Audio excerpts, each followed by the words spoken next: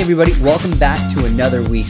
Now before we get started, it might start off a little bit depressing because I have to admit something. I am one of the biggest victims when it comes to comparison. And social media makes that so easy. I mean, I could be scrolling through Instagram and be like, wow, my quarantine doesn't look like that. Is that what a family vacation's supposed to look like? Wow, my kids do not behave like that. Yeah, my body doesn't really look like that. And I fall into that trap of comparing and just getting a little bit depressed. In fact, I remember when we had our first kid and I knew absolutely nothing about kids. I mean, when we were still in the hospital, the nurse one time said, hey, can you lift up the baby because we need to do a quick test on him? And I was like, I don't really know how. And she just kind of looked at me like, how do you not know how to hold a baby? Because I knew nothing about kids. I didn't know how they worked. But when we had our first kid, we were lucky that a few of our friends were having their first kid at the same time. And so the great thing about social media was that we could all see that we were suffering, going through this joyous occasion together. We were all in it together. I mean, we had no sleep, no social life, no sleep, no money, no sleep. But really, I don't think any of us would really trade it for anything in the world. But social media really helped us go through it together because we didn't have time to call or text. We were too busy trying to catch up on sleep. But it was really when our kids started to do more than just sleep and eat and poop that social media became a little bit weird and things got interesting in our house. Because we'd be on Instagram. So cute. I wish I could heart that more than once. And then we'd see things like, hey, their kid is sleeping through the night. And then Casey's reaction would be like, what?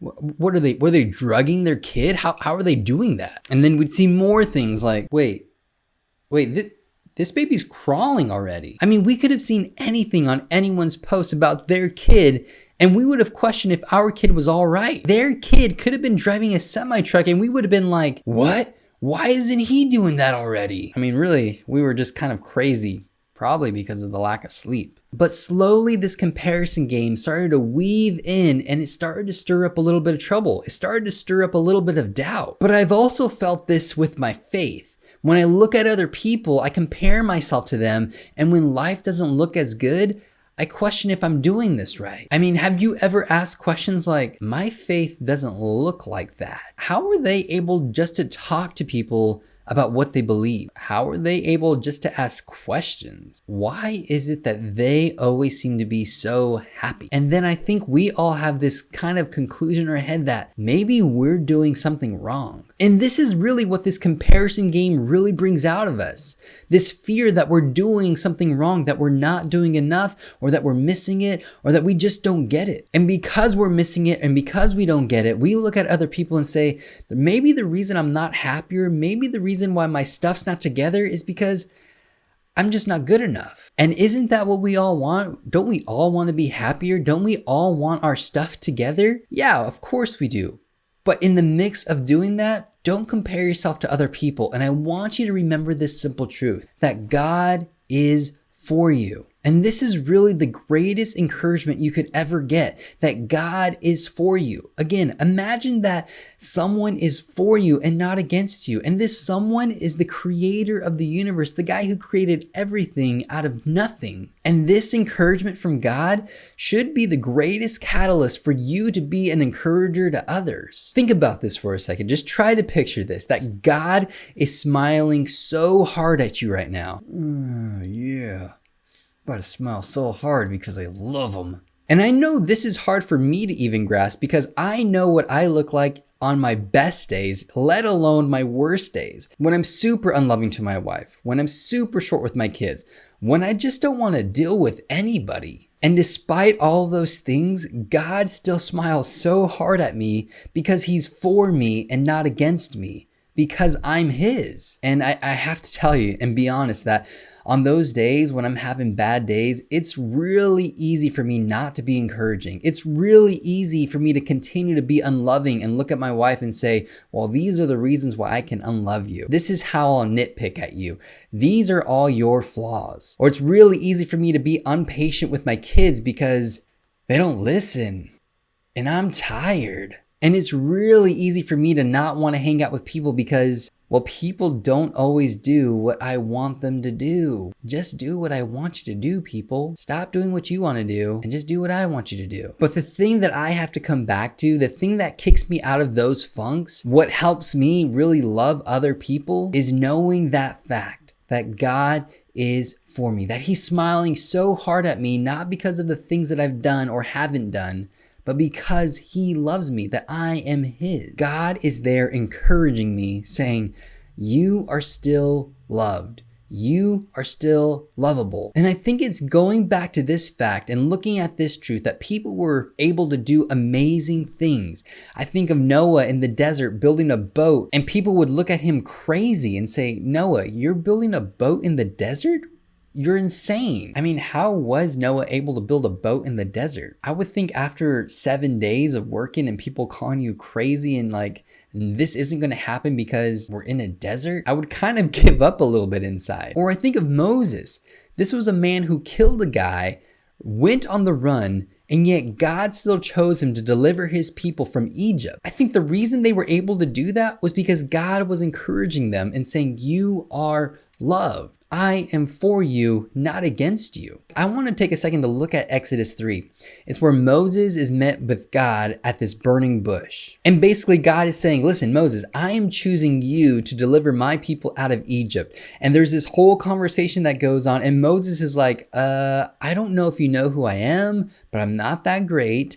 And I can't do this, so choose someone else. And there you see God meeting him where he's at and encouraging him over and over, letting him know that I am with you and I am for you and you are loved.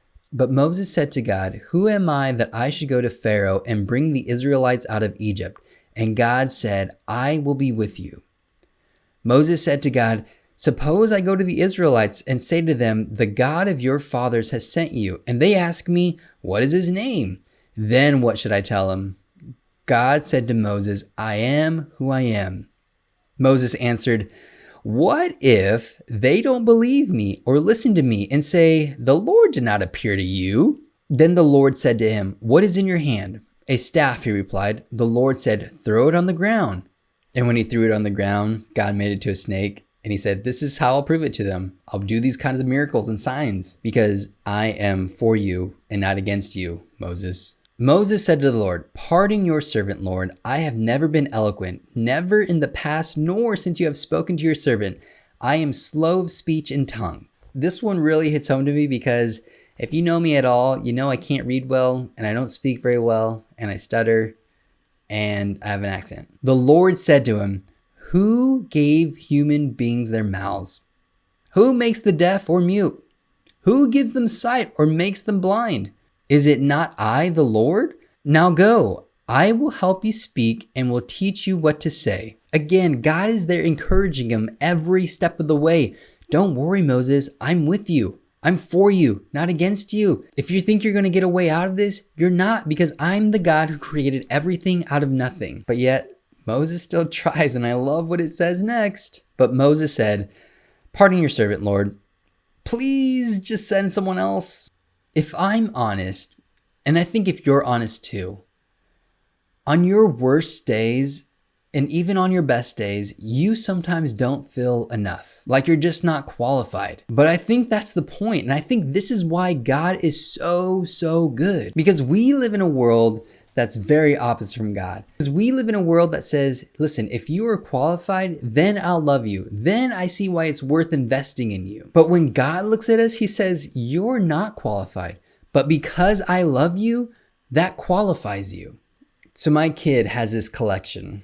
It's a collection of rocks. Oh, hi, you're a rock. Oh, wait, you're a rock too. You know, these rocks might seem dumb and old and dirty. In fact, I actually thought they were dumb and old and dirty, and I was going to throw them out until I had a little boy running up to me almost in tears asking, what do you do with my rock collection? These rocks might seem like nothing, but because my son loves them so much, they mean everything. He takes something that people look at as nothing, but when he loves on them, they become the world to him. They mean everything to him. Again, my kid takes those and he loves on them and he gives them value. He qualifies them. They don't really mean much, but when he loves them, they mean everything. And this is a lot like God's encouraging love for us, that because he loves us, we mean everything to him. That we might not seem like much, but because he continues to pour into us, we mean the world. Other people might not look at us like that, but when he sees us, he sees the world. This is why I think Noah was able to do what he did. This is why I think Moses was able to do what he did. This is why David, after committing adultery, having the husband killed, was still referred to as a man after God's heart. How Daniel was able to face the lion's den with no fear. How Paul was able to go to prison over and over and over. Because God's encouraging love, that God is for you and not against you. And when we experience troubles or when we experience pain, this is when God wants to encourage us with his love even more. He wants us to know that we are lovable when we feel unlovable, that we are wanted when we feel unwanted, that we are beautiful even when we feel like we're ugly, that we are something even when we feel like we're nothing. And this is what I absolutely love about God's loving encouragement, is that when it comes to sin, when it comes to mistakes, when it comes to missing that mark, he's not there to rub it in our face, because honestly, we do that good enough ourselves. We beat ourselves up enough. God doesn't need to do it anymore. But what God's love does is gives us confidence. It encourages us. It gives us something that we don't actually have because of what he did. I hope and we pray that we really do bask in the light of God's loving encouragement for us, that he's the ultimate encourager. Even when we feel like nothing, in his eyes, we are everything. Even when people look at us as just rocks, he looks at us as if we're the world. And when we understand that, it really is easy to be contagious with that kind of encouragement. Again, going back to the idea of how do I get out of my funk when I am so unloving, when I am so short, when I am so ungrateful, I look back at God and see how he's smiling so hard at me. Again, smiling so hard because I love him so much. So if you want to be a contagious encourager, remember that fact that God is for you because he loves you. And if you want to find someone to encourage, well, you don't have to look very far. Look at the people in your house, your brother, your sister, your mom, or your dad. Think about the people who you were unloving to this morning. Think about the people who you were short with yesterday. Think about those people who you said, I just don't want to have to deal with. So here's my challenge, that you would start with those people and figure out how to encourage them. Not because of what they've done for you, not because of who they are, but simply because of how good God has loved you. And if you feel that you've covered your bases in that area, I challenge you to take the next step. Find people that you don't normally associate with and figure out how to encourage them. Again, not because of who they are or what they've done, but simply because of how God has loved you. God is for you and not against you. When you feel like nothing, he shows you how you are everything. Remember that you are rocks, but you're God's rocks. Have a blessed day, guys.